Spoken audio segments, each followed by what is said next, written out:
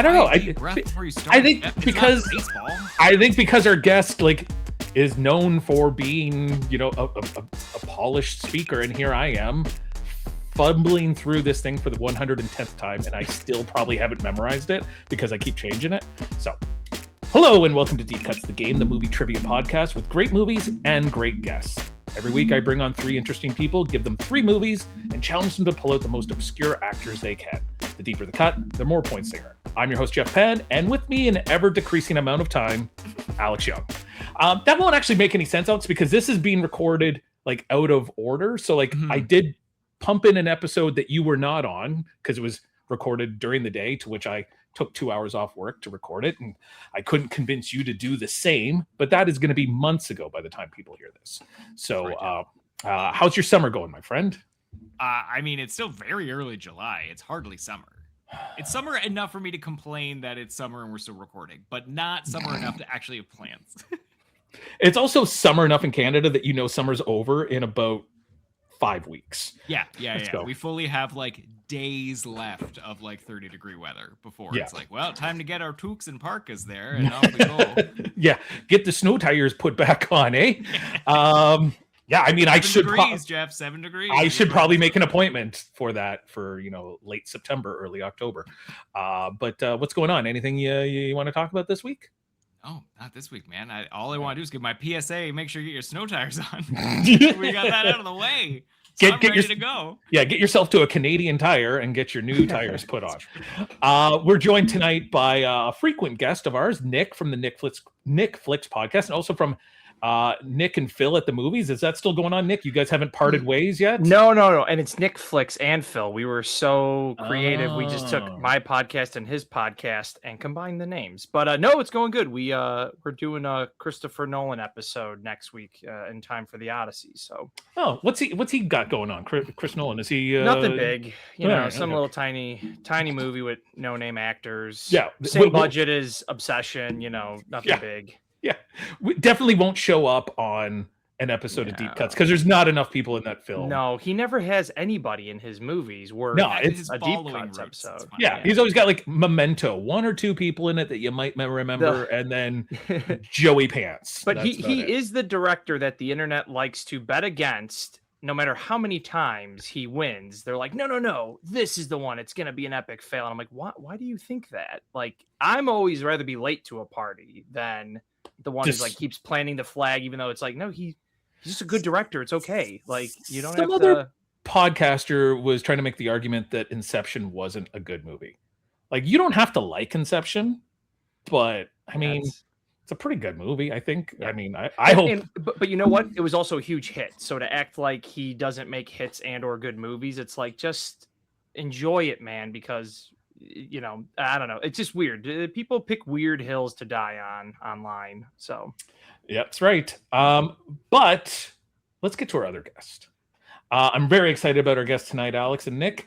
Our guest today is an actor, voice artist, and podcaster whose voice has become legendary in the world of audio storytelling. Best known as the narrator and central voice of the groundbreaking podcast, Welcome to Night Vale, he has captivated millions of listeners with his unique blend of humor, heart, and surreal storytelling. Beyond Night Vale, he's an accomplished performer, live show veteran, and co-host of the Random Number Generator horror podcast number 9. That is such a long title, and I'm sure people forget that one so many times. We're excited to talk about podcasting, performance horror, and much more. Please welcome Cecil Baldwin to Deep Cuts the Game. Cecil, thanks for being here. Hello. Thanks for having me. No, very excited. I think Welcome to Night Vale was something I had started listening to back, I think it started around 2012. Yeah. And then I kind of, it was the heyday of podcasts. They were just popping out of the woodwork, and every week someone was telling you to listen to something new. And I think I fell out of it. So then when we had Peter Dunn from the Petrified podcast come on, and he was like, who you should get? He was kind of amazed that we hadn't already asked you. He's like, oh, have you gotten? And I was like, no, we don't, we're thrilled when anyone wants to come on our podcast. I wasn't reaching out to a guy from one of the largest kind of horror podcasts in the world yet. But having a nice little in from Peter, we were able to get in contact with you. So we're really thrilled to be here with you. How are you doing, my friend? I'm doing well. I am broadcasting from North Carolina, so it is fully summer down here. I was gonna say, yeah, it's pretty hot. We're in the thick of it right now, for sure. I like North Carolina. I'm trying to think. We're Canadian. Alex and I are in Hold on, Canada. Jeff. I almost thought you were gonna say, I don't even think if I've been there before. No. I've driven through North Carolina a bunch. We used to be Florida travelers that we would go down there and visit Florida with the kids. So, we used to do the Michigan, Ohio, Kentucky, Tennessee route, which was super boring. So then we switched it up to the New York, Pennsylvania, Virginia, Carolinas. You get a little more variety. And I do confuse sometimes my North Carolina cities and my South Carolina cities, but I've been there many, many times. I love a good cookout barbecue. As much as what was it? Tim Waltz did. I think he went to a cookout barbecue when he was running for where you can president. get the cookout where you can get a corn dog as a side for anything. You can get a quesadilla. Your whole as a meal side for your fries. Quesadilla. You can get quesadilla with a side of quesadilla, and it'll cost you about $3.24 to feed an entire family, and they have about 50 different milkshake flavors. So, Cookout Barbecue, if you'd like to sponsor us, I'll do it for shakes. Thanks for being here once again. I wanted to ask you about Night Vale because I've started listening to it again, and when this first launched, because I believe is it Jeff and Josh were the writers? Joseph and Jeffrey. Okay, yes. Don't call them Joey and don't call them Jeffy. I would never ever do that. Did you have any sense of what it was going to become? Like, I think it ran for about 9 years. Like, there's no way you saw this becoming what it did. No, of course not. I was in an off-Broadway theater company that did autobiographical theater in the East Village every weekend. And the whole thing is that it was generating a lot of material. So it attracted people that were kind of, insane theater artists that just wanted to write or to produce material. And Joseph Inc. was one of those. And he loved podcasts and he was really trying to get his stuff published the right way or the traditional way. And it's like, well, wait, what if I just have somebody read this and put it on the internet? It's done. That there it is. It's been produced. And they had this idea for a radio host, like a community theater or a community radio host, and asked if I wanted to do it. I think he loaned me his Snowball microphone wrapped in a T-shirt. So, that was how we made like the first 3 episodes, I think. And then I was like, okay, whoa. I will splash out and spend $35 on a microphone. So clearly nobody knew it was going to run for 9 years and 100 episodes and start having guest voiceovers coming onto the show. How would you, so obviously the show morphs a little bit as, it stopped just being you and there starts being other people coming onto it. But how would you pitch Night Vale to someone now looking back at this show that is 14 years old? I mean, the concept is still very much the same. It's radio dispatches from a small radio station in the American Southwest where all the weird things you could ever think about are not only true, but are just like an average everyday occurrence in the town of Night Vale. From your traditional conspiracy theories of, there's a tiny civilization living under the bowling alley to... I'm so glad you mentioned that one. Wars, wars happening in space and time that, somehow affect the broadcast, which is, I play Cecil Palmer, this guy who just wants to report the news, like what's going on with the local high school football team. And oops, there's a space war. So, make sure to get there early. I think I kind of pitched it to my wife as though it was... if every science fiction and horror movie and book and story all happened to take place in this one area and everyone was just okay with it. Yeah. Like it was just like everyone has grown up like, oh yeah, there's Martians that show up. There's a weird cloud that spits out dead animals. But he's our friend. So we're like, they're okay with him. Yeah. I will say, and you mentioned the bowling alley one, and I'm so glad you did because I think that's maybe the first or second episode. And I was listening to it and I was like, it was making me nervous Like it just the things that were happening. It was like it wasn't scary, but I was just like, I don't like this world that these people live in. Yeah. And then you mentioned there was the bowling alley where, like, you know, they discovered this civilization under the bowling alley when a loose ball went and rolled into a hole. And I think you have a line that says something about like, you know, now we're aware of it, but it's like also they're aware of us too. And I was like, oh, I found that so like upsetting, but at the same time also weirdly comforting. Like it was something. No, it's, and Alex is giving me a look. What it means to me is like, and I think if you're listening to it now, the world we live in, I think we can all agree is kind of shitty. The things that are happening around the world. But somewhere in this fictional world, somebody's got it worse than us. Somebody's getting dead animals dropped on them. People in cloaked hoods are coming, and there's secret police. And I was like, that sounds almost worse than what we've got going on now. And almost worse. There are obviously horrible things happening. So it was weirdly comforting to know that despite all these horrible things going on, everyone was still doing okay. And now I listen to it and I'm oddly comforted by it. I hope you take that as the compliment that I'm trying to word to you. Oh, for sure. For sure. No, I love it when people come up to me and they're like, oh, I love Night Vale. I've never finished an episode because your voice puts me to sleep. And I'm like, you know, your intention is good. Your intention is so good. We're going to work on your delivery though. I listen to it during the day when I'm out walking because it's a lot easier to be, you know, less scared. I think it was one of the first not one of the first, but like it was a podcast that was like, I think they made a very concerned effort to like not be longer than 30 minutes. Mm-hmm. Yeah. You know? Yeah. And there's a little musical interlude. Mm-hmm. I really like the Waiting for the Bus song that's in one of the earlier episodes. I was like, this is pretty good. And I like it. So it's been a few years since you've done some episodes for Night Vale, but how do you have any personal stories that kind of still stick with you? Like, I know you mentioned the bowling alley, but there's got to be some that like just kind of kick around in the back of your head and you think about from time to time. I mean, now that I make a more specific like horror movie based podcast with Jeffrey, and we've done quite like 5 years of that, so we know each other's horror tropes quite well and like what we really enjoy. And anytime a doppelganger appears on the show, I think that's like kind of interesting. And they'll bring back, you know, like these characters all live in the same town. So much like any small town, you get to know them when they're maybe an intern or in college, but you know, now they're like the mayor or something like that. And we have a character that she killed her double, her doppelganger. But in a most recent season, it's become very questionable whether she was the double or, and she goes to like a doubles anonymous for people who have had to confront their doppelganger and have feelings about it and unsure about who they are. And are you or are you the other you? And how can you prove that?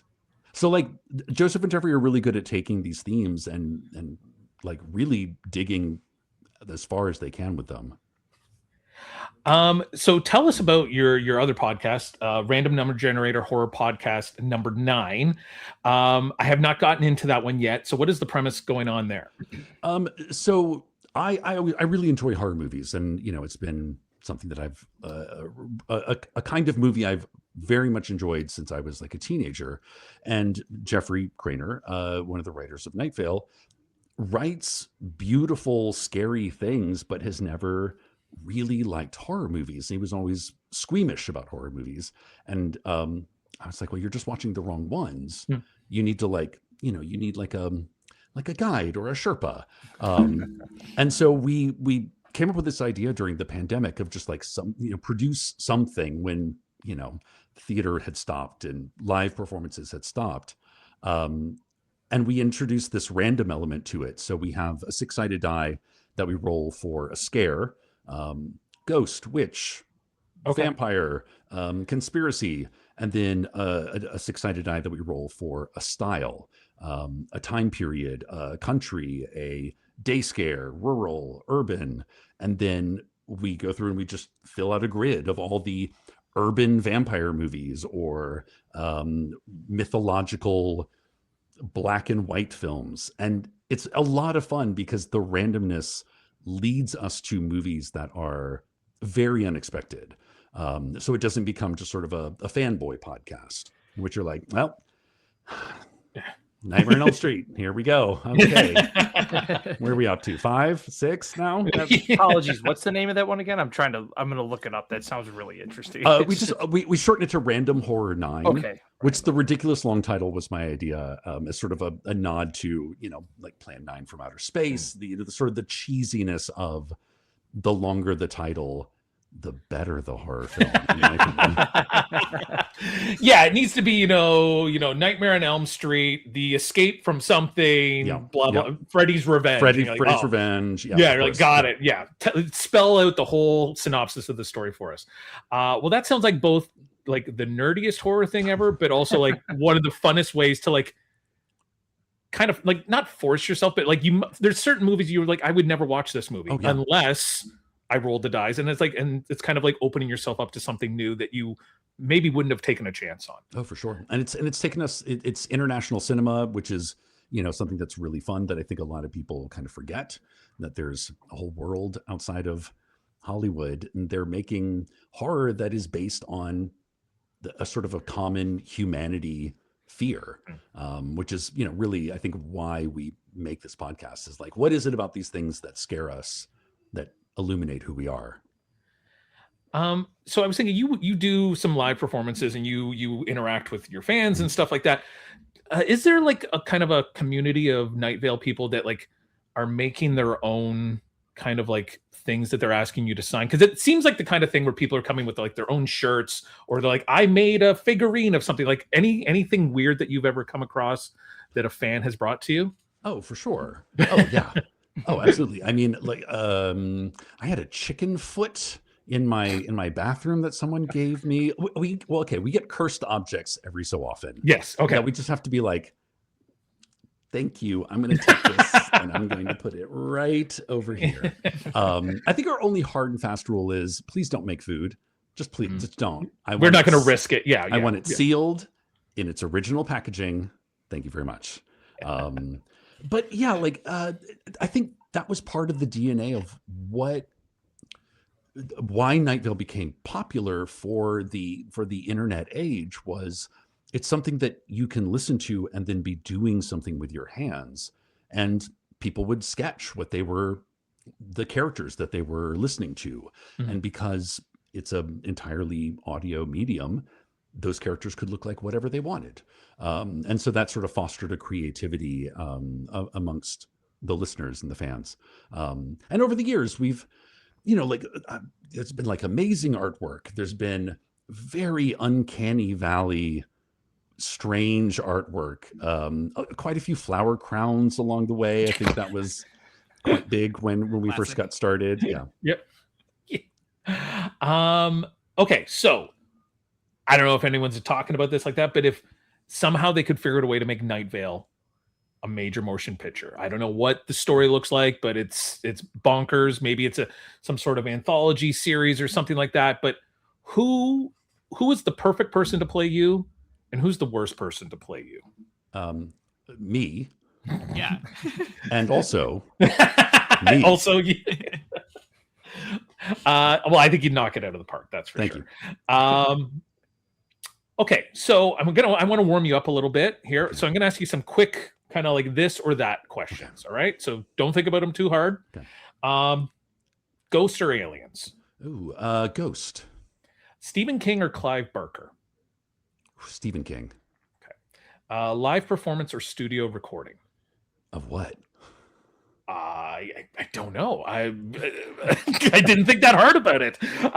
Okay, Desert Island movie. Oh, God. Just one. Amadeus. Wow. Okay. That was on your list of favorite movies, and I did not. I was like, that's going to be a tough one to.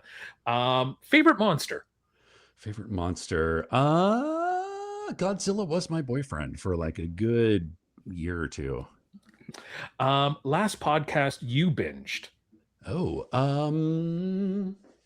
the Beef and Dairy Network. Okay, I'm writing that one down. Don't know what that's about. Movie you've watched the most times. Oh God. Probably some Marvel something or other. Okay.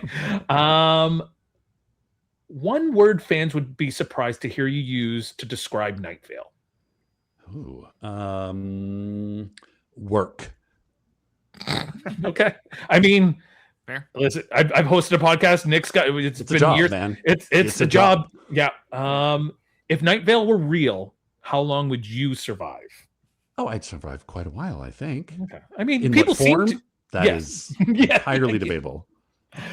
Well, that's very good. Okay, so let's get ready for a game of deep cuts here. So the Wait, first thing we do I is want to ask oh, one question. I'm so sorry. I'll I didn't ask warn as you many- that I was gonna come in with a question. no, come in hot, man. Bring all the questions.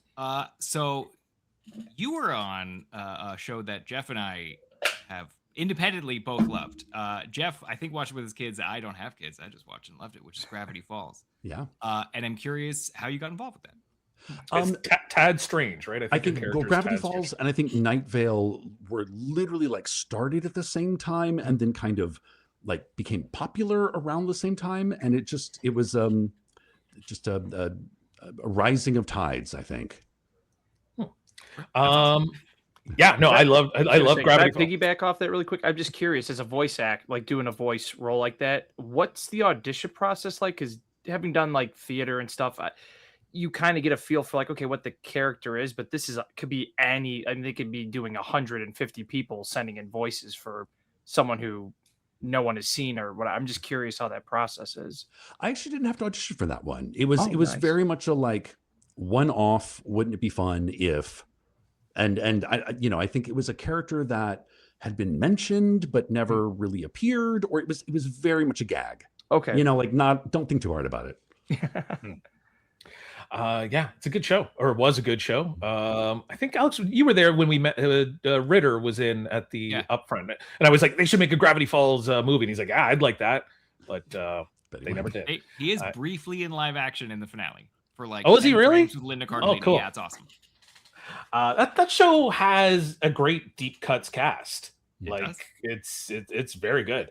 Okay, so the first thing we got to do is decide who's going to go first, second, or third. So what we do, Cecil, is we go 1, 2, 3, 3, 2, 1. So if you end up in the third spot, you get 2 in a row. If you're second, you get kind of a sandwich. If you're 1, you get that first pick, but you got to wait a little bit. So what we're going to do is I'm going to give you the name of an actor or an actress, and you're just going to try to tell me what you think they're best known for is on IMDb. They're always listed best known. They give them 4 things. So the actor today is Robin Williams. So take a moment to think about it. Okay. And I will say the 4 that they have is very good, but I think you could replace it with 4 other movies. Sure. And you'd be like, those are exactly the right ones as well. So I think there's a 50-50 chance that you're all going to be on the board. So Cecil, what do you think should be the number 1 on Robin Williams best known for? Mrs. Doubtfire? Mrs. Doubtfire.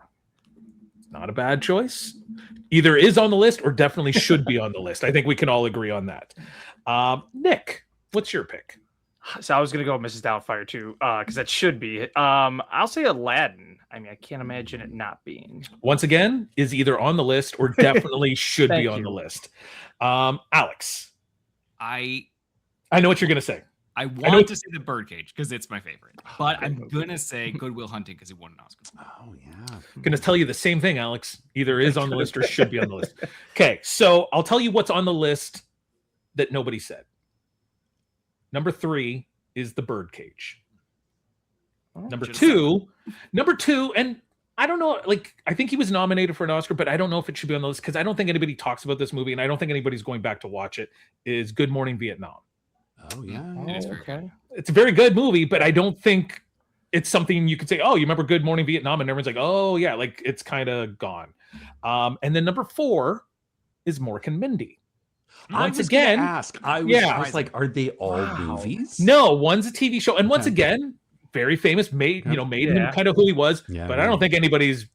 I can't remember. I watched Mork and Mindy when I was a child, but I couldn't tell you an episode synopsis. I couldn't, Nanu, and I know Jonathan Winters shows up at some point as his reverse aged baby out of an egg. But I don't know how any of that happened. Things that aren't on the list that some of you said. Good Will Hunting is not on the list. Wow. Interesting. Dead Poets Society, not on the list. Jumanji, not on the list. Okay. Hook, not on the That's list. my second. Yeah. Night at the Museum movies, not on the list. I almost said that one because I was like, it's gonna be a random one. Aladdin, not on the list. Are you? You know, So the what? only one that is on the list is and I was like, there's other ones too that are like, you could be like, what's the one with Jeff Bridges? 1 hour photo. Fisher King. 1 hour photo. There's a lot of other ones that are pretty good, but the only Cecil with Mrs. Doubtfire is number 1 on his list. So fair enough. Okay. So Cecil, would you like to go first, second, or third? Give me the sandwich. I think I'll do the 3. This is tough. So Alex, you said Nick said Aladdin. I think Good Will Hunting's got to be on the list because he won the Academy Award for this. And you did say Birdcage. So yeah, he mentioned, and I really cheated and gave you 2. Yeah. So yeah, but I would say Good Will Hunting. Like my kids know Good Will Hunting. Like that's something they watch in high school now. That and Dead Poets Society. Like they are more familiar with that than they are Aladdin and Hook. So Alex, would you like to go first or third? I'll go third. Alex, 3. Nick hates going number 1, but there he is, number 1. So tonight, I'm giving you 3 movies. I think 2 of these were on Cecil's list, if I'm not mistaken. No Amadeus, unfortunately. But from 2007, Hairspray. So not the original Hairspray that was also on your list, but you said both Hairsprays were something that you enjoyed. So the 2007. Then Waiting for Guffman. It's another one. And then lastly, I don't think this was on your list, and I don't even know why I chose it at this point. Like, there's no crossovers, but I think it needed to be done at some point, and we haven't done it before. So from 1995, Showgirls. So that's super deep. It's not super deep. The other 2 are very deep.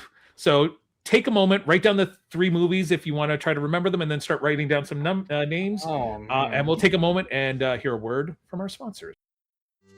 You know that feeling when you take the first bite of something so good you immediately start planning your next visit? That's Taunton Tacos.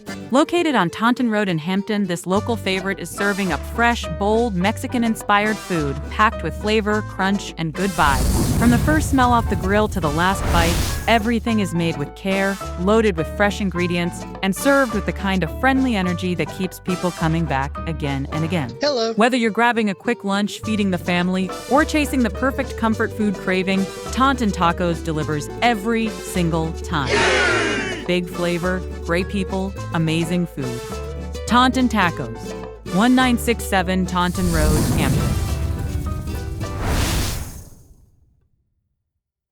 We're back with Deep Cuts the Game. I've got my co-host Alex Young, Nick from the Nickflix Podcast, and Cecil Baldwin here joining us to go over the movies Waiting for Guffman, Hairspray, 2007, and Showgirls. Nick, you're going first. What's your deepest cut that you can think of? So actually, I am a fan of Hairspray 2007 because I wanted to do that musical in high school, and because the movie came out, they're like, no, it's too much at the same time.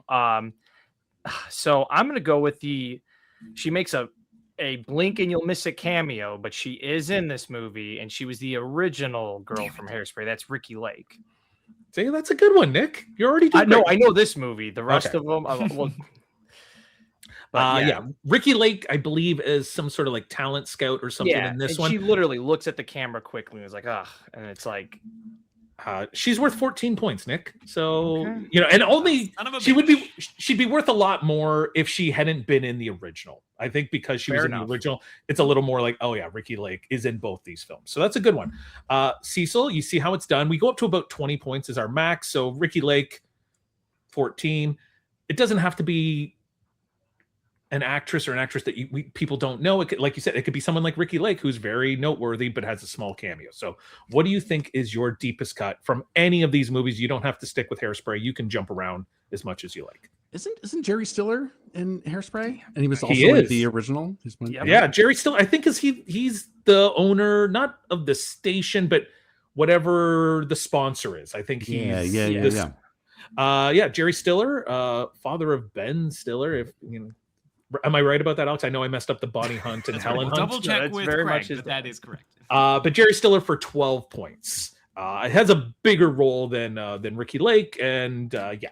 So, but that is a good one. Jerry Stiller for 12. Alex, you get 2 in a row here. I'm also going to pull one from Hairspray because you know I love that movie. But if I'm not mistaken, John Waters is in that movie. That's who I was gonna go with because he's the streaker. Yeah, John Waters.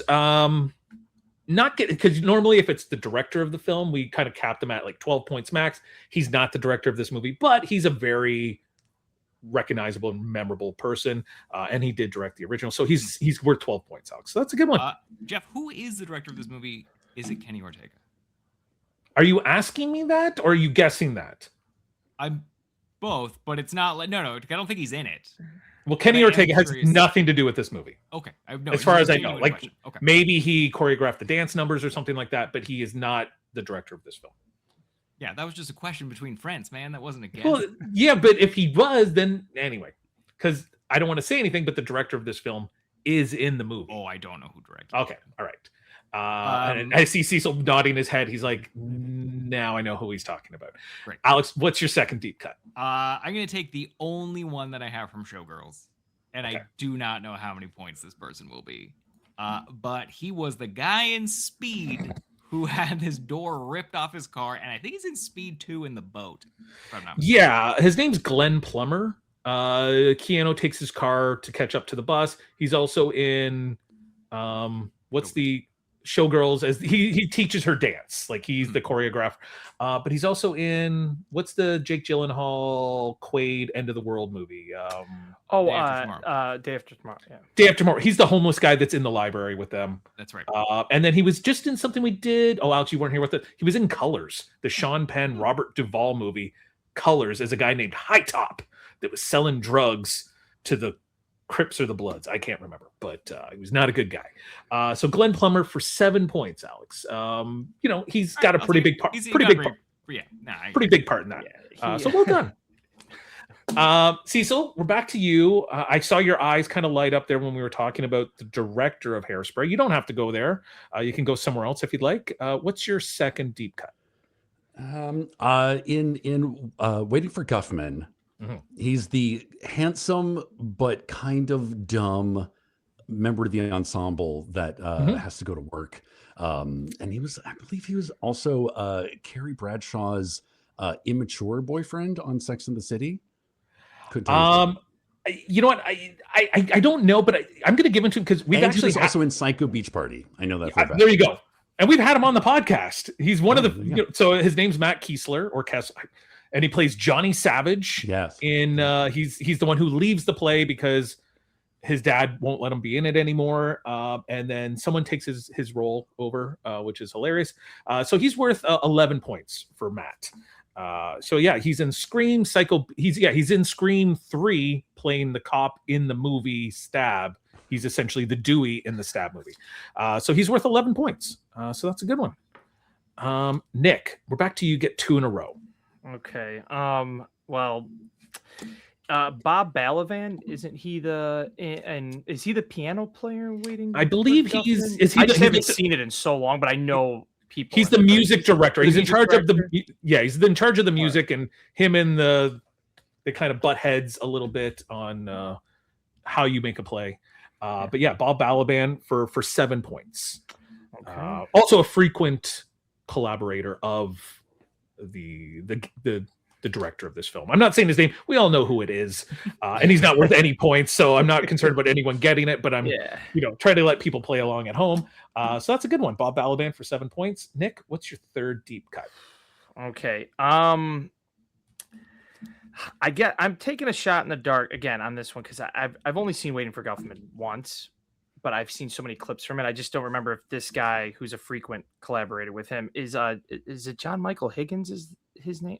He's one of the announcers in or not John no, he's not the announcer. No. I'm thinking of a different movie now. Like, what is in Best in Show? No, John Michael Higgins isn't. Yeah. Well, hold on. I haven't made the guess yet. Hang on, because now I was confusing him with a different person.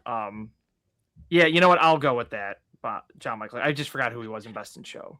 He's Actually, not in Waiting for Guffman. Damn. Really? Okay. Yeah, he doesn't. I don't think he shows up until working with this director until Best in Show. Best in Show, where he is a girl's. No, he's with. He's one of the competitors. Yes, but they've got the two dogs. It's I cannot remember his name. It's Yeah. See, I was confusing him for someone else. and they do the calendars with their dogs. Yeah. But he is not in Waiting for Guffman, and he's in what Pitch Perfect is another thing that he is in. Yeah. So nothing for John Michael Higgins. And you know what I realized? There is a person who's in 2 of these movies. So there's some big points on the board if somebody remembers this person.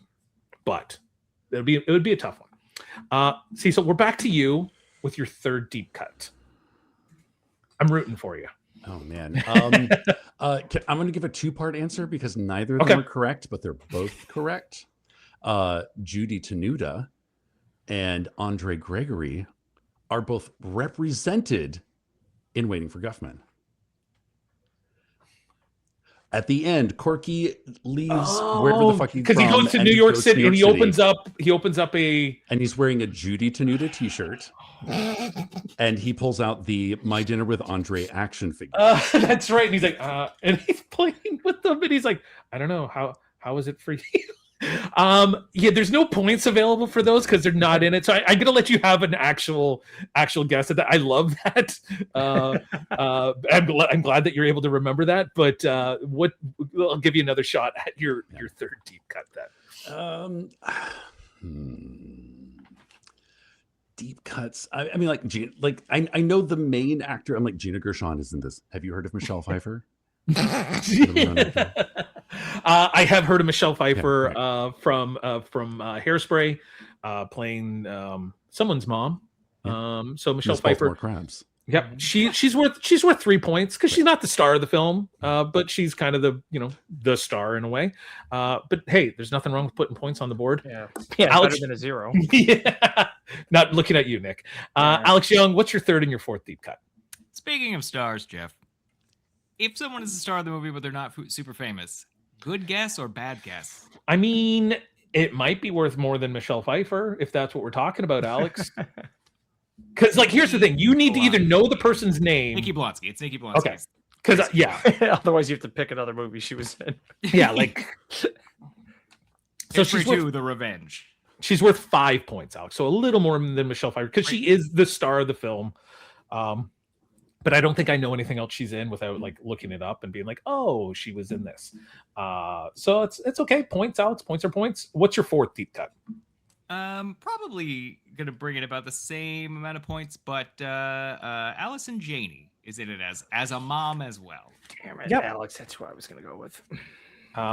She's worth a little more than Nikki Blonsky, Alex, because she's not the star of the film, and we all know who Allison Janney is, but I don't think she's necessarily a huge household name. So she's worth 7 Has an points. Oscar. She was in The West Wing forever. What did she win an Oscar for? Was that for I, Tonya? Tonya. Yeah. Okay. With a little bird on her shoulder. Yeah. I mean, great. It's great, but I don't think my mom would know who Allison Janney is. I'm just saying that's my reference. Does my mom know who this person is? Probably not. Cecil, we're back to you. It's a very close game. What is your fourth deep cut? Man, let's go with Zac Efron. Good old High School Musical Zac.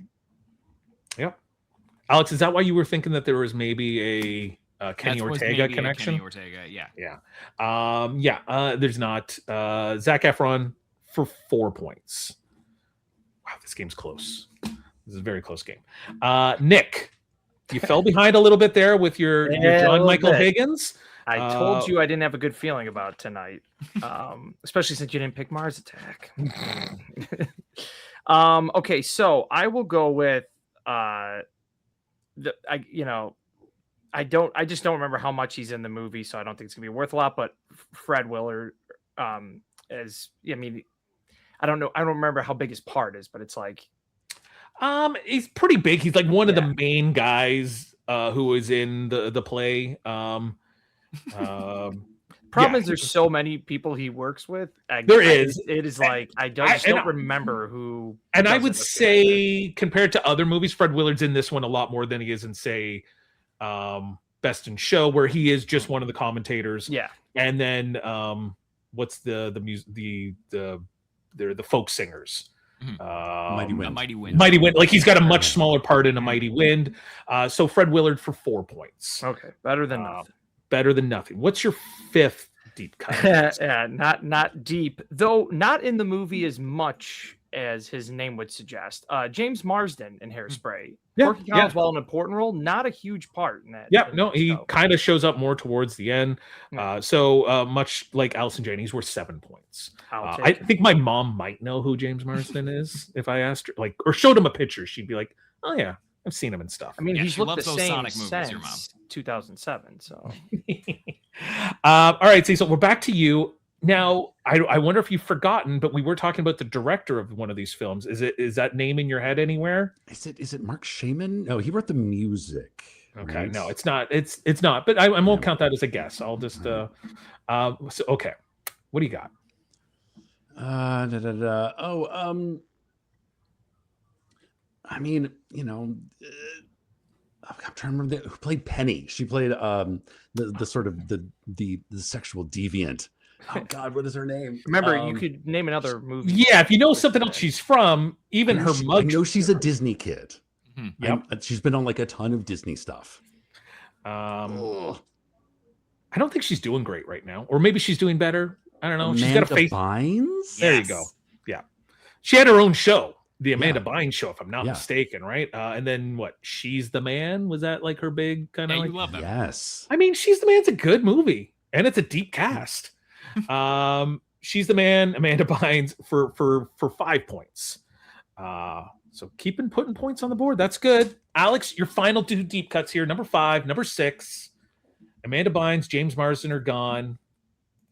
You got anything left? I'm gonna take a shot in the dark at Waiting for Guffman. I'm gonna do what Nick's doing and just like go with the usual roster and say, is Harry Shearer in that one?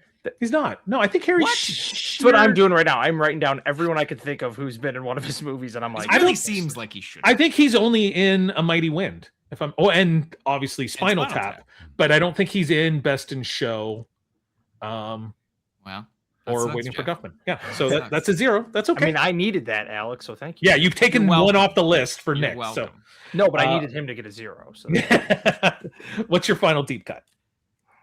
I have a safe one, and here's the thing. I know Seaweed is in. I know there's one other movie. The guy who plays Seaweed, which has got one of the best songs in that movie. But I can't say for sure which one it is. It's a plain one, and it's not Flyboys, but it might be Flyboys. But I don't want to guess it, so I'm just gonna say Queen Latifah. That's pretty safe, Alex. Yeah. She's worth more than some of the bigger name actors and actresses in that film, but she's going to top you out at 4 points, Alex. Queen Latifah for 4. All right, Cecil, we're back to you. It's your final deep cut. This could go down as one of the closest finishes ever. What is your final deep cut? To the point where I would say, put points on the board. Oh my God. Don't strike out here. Okay. Kyle MacLachlan. Kyle MacLachlan. That is points on the board. It's pronounced Versace. He is worth 3 points. Oh, yeah. He's such a good 90s bad guy. Yeah, like between him and James Spader kind of thing. Right? Like if you wanted a movie of just sleazy guys, that would be my first 2 picks from the 90s. I love a late 80s, early 90s James Spader. Whatever that movie is, I'm gonna see it. Less than 0. Good movie. He's a pretty bad guy in that. Nick, we're back to you. It's your final deep cut. Did you write down any other? Yeah. Okay. So one that did come to mind. I don't remember how big his part. I remember. I forget the actor's name, but he was the dad in 10 Things I Hate About You. And I just don't remember how big his part. I remember seeing him because his face and his voice is very distinct. But then I was like, is he not in this? Kind of bald? Yeah. Yeah. And I can't remember. I was like, is he maybe even in Showgirls? But I don't think so. You said someone's in 2, and I'm like, I don't know. But I know he's in this movie. I just don't remember. I think it's this movie. Yeah. Kind of like in the 80s, 90s. Like, I don't know if he was a stand-up comedian or something like that at the time. But his name's Larry Miller. Okay. The guy you're going for. He's one of the city council, I think Okay. of I can't remember what the name of the town is in Waiting for That's Guffman. Blaine. Blaine with the stools and Blaine for and they got the stool dance. He's actually worth 8 points because he's not in it a whole lot. Before I run you down the scores, let's just see who you missed. Showgirls. Everybody. We missed everybody. I mean, you missed the stars, which is fine, but like Robert Davey is in it. Because there used to be she used to dance at another like a strip club, and I believe Robert Davey was the guy that owned that club. I believe there's a rock star in the movie who. The fact you used air quotes. Well, I mean, and his name is William. I believe it's William Shockley, who is best known for being in Dr. Quinn, Medicine Woman, for like 150 episodes. Yeah, I do. Yeah. Yeah. So I'm like, I didn't know because I never watched Dr. Quinn, but then after seeing this story, I'm like, oh, I do know that guy. Patrick Bristow, I believe he's the costumer for the girls. I know him best from an episode of Seinfeld. He's the one that gives Kramer the Technicolor Dreamcoat from Joseph. I don't know. It's just that one lives in my head. That's about it. You guys did good. Oh, from Kiss the Girls. Alex, I know you love your 90s kind of like thriller. She plays Morgan Freeman's daughter who gets kidnapped. Oh, okay. And she is Liz Berkley's best friend. Yeah. So she went on to have a career. This movie killed Liz Berkley, whereas this girl was able to kind of like skate around it and do other things. Hairspray. You got the big ones. Canadian Jane Eastwood would have been a decent one, Alex. Yeah, shit. Yeah. And then the person who's in 2 movies, Paul Dooley from... Oh, yeah. He's the dad from 16 Candles. He's Molly Ringwald's dad in 16 Candles. He's in Hairspray, and he's in Waiting for Guffman. He's often in Christopher Guest films. A lot of Canadians. Neil Crone from Little Mosque on the Prairie, Alex, and he's the sheriff in the It movies. And then the director, Adam Shankman, is the director, and he played. Directed that? He did, yeah. I didn't know that. So that would have got you some points. Adam Shankman did like WandaVision and stuff. Yeah, and you didn't know. Waiting for Guffman, Parker Posey, a previous guest to the show, Alex, Don Lake. Oh yeah, of course. Oh Don. Eugene Levy, obviously. David Cross is one of the people auditioning for, and like gives a really weird monologue. And also Bob Odenkirk is in it. And we've talked about it before. Bob Odenkirk is like dressed up like a vampire or something like that, and he's trying out for the play. Louis Arquette, father of David and Patricia, and is also the sheriff in Scream, is the old man narrator in Waiting for Guffman. From all the vacation films, the cousin, not Cousin Eddie, but his wife, Miriam Flynn, is in this film. That's about it. That's it. But this is super close. Alex, 35 points. Cecil, 38 points. Whoa. And Nick, you little jerk, with 8 points there on the Larry Miller deep cut. I started strong and I finished strong, but it was Score 40. That boat was shaking the whole 40 time. points. So Nick, you won by 2 and you beat Alex by 5. So normally what we do is we ask the winner to suggest a future guest. Have Cecil do it, though. But when the winner's Nick, because he's just going to give us, someone we can never get. He'll be like, get Nick Cage. And I'm like, I don't have an in with Nick Cage. I was going to give you my podcast partner, but that's fine. Cecil, is there anyone you could think of that you think might have a brain for this type of game that knows their celebrities or their stars? And if not, we can come back to you later. We'll get no idea. Okay, perfect. Name a person. Okay, real quick. I'm just looking at a list of Eugene Levy. We'll try to get Eugene on the show, Alex. Get Parker Posey. Have fun. Great. Oh my God, that'd be great. What's coming up next for you, Cecil? We know we've got. I have to keep going back and looking at the name of it, but the Random Number Generator #9 podcast. Where else can people find you? What's the best way to keep an eye on what Cecil's up to with his podcast? I'm on most of the socials, some of the socials, Instagram, Threads, Blue Sky are probably the most, like official ways to keep up. I'm working on a couple different projects right now, different podcasts that are kind of in the mix. And then also, a podcast that is also a live theater experience that we're kind of working on called A Simple Herstory. Okay, cool. Nick from the Nickflix Podcast. Your podcast is available everywhere. You also have the Nickflix and Phil podcast, which is available everywhere. What do you guys got coming up? This will air in a little bit, but what can people go back and listen to? What are some of your highlights? Yeah, well, my son just made 2 cameos on my last 2 Nickflix episodes when we did a little breakdown of Toy Story 5, and then we did a Disney live action remake episode, The Good, the Bad, and the what we would actually like to see if they would ask us. But yeah, we have Nickflix and Phil. We're going to be covering Christopher Nolan movies, Spider-Man for the end of the month. And then we just got some ideas we're batting around for August. So yeah, looking forward to it though. Perfect. Alex Young, where should we buy our physical media, and what else you want to tell us? I think you know that you should, Jeff. No, you know what? I'm going to yield my time because I want to put Cecil on the spot one last time. And I'm curious if you can give us, let's say 4. Let's use the letterboxed 4. Horror movies that you would recommend that people probably haven't seen, or maybe that isn't on the general public's radar. Okay. Of any era, any genre. Demons. Lucio Fulci is one of my favorites. Are they demons? Are they zombies? Does it matter? Are they Italian punks doing cocaine? Yes, they are. I really love Kwai-Dan is a Japanese 4-parter Japanese anthology movie of traditional Japanese folk tales that are turned into like 1960s, almost like Technicolor Hollywood. Beautiful, really beautiful.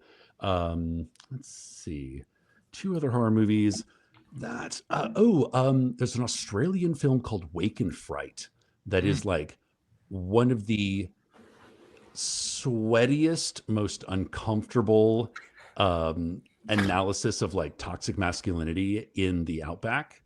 That's pretty shocking. It's really, really good. And you know, something classy like The Innocents, which was the movie version of Turn of the Screw. And I think it does one of the best jobs ever of like, you don't see anything and it is tense throughout. Fabulous. Great. That was on the list from Peter Dunn as well, Alex. Was it? And that's because I remember I confused it with the Innocence movie, The recent one. the recent one by the like Swedish or Norwegian filmmaker that was about kids with superpowers. That is also very good. Yeah. If you get a chance to watch that one. Excellent. Well, Cecil, thank you very much for being here. We're at the part of the show. Alex sends me an outro that I have to read sight unseen. And I love doing it in front of people who are professional podcasters who do this sort of thing for a living, because he usually makes me do some sort of accent or something. Alex, what is it tonight? It was gonna be Grunkle Stan because I thought that would be fitting, but I feel like it's been a minute since you and I have actually watched all of Gravity Falls. So from that, I got to Kristen Schaal, which took me to a show that I know you and I watch very actively, which is Bob's Burgers, and that felt more in your wheelhouse. So give me your best, Bob. Okay. I feel like I might not do Bob as much as I do H. John Benjamin doing the Arby's commercials. I feel like same at this point, because even he has said that he's like really blurred the line between where he ends at Bob. Where he's Archer and where he's Bob and where he's a guy pitching you Arby's meat sandwiches. And just come from a van. Yeah, we will see. Yeah, or what is he? Wasn't he also a can of peaches in or beans in Wet Hot American Summer? Yeah. Okay. I don't know. I don't know if I've got that in me, Alex. Well, then you can also just read it and be boring. That's fine too. I'm just let me try to do. It's one thing to do like we have the meat, but then I like your anchor line is we have the meat. It is. Because he's also got the thing where his voice kind of cracks a little bit sometimes. Like he gets annoyed with Tina, and he's got that breathy kind of like he's just. All right, this is gonna be horrible. So I guess this is it. The end of the episode. Thanks for. I'm doing more of a Grunkle Stan than I'm doing anything You know what? else. You can just do it as Grunkle Stan if you prefer. Thanks for listening, whoever you are, Teddy. I know it's only you listening, Teddy. Please don't call me the second this ends to talk about it. Just come into the restaurant and buy something. Oh my God. Thank you to Cecil and Nick for joining us today. I'm the burger of the day is sympathy for the deviled egg burger. It comes with deviled eggs. Obviously, it's really good. Now I know where I should have gone with. I feel it there, Alex. It's okay. Your Grunkle Stan is better than it should have been. Okay. All right, that's it. Be sure to follow Deep Cuts anywhere you get your podcasts and join us again next week. Goodbye. Thanks, everyone. We'll see you next time. Yeah.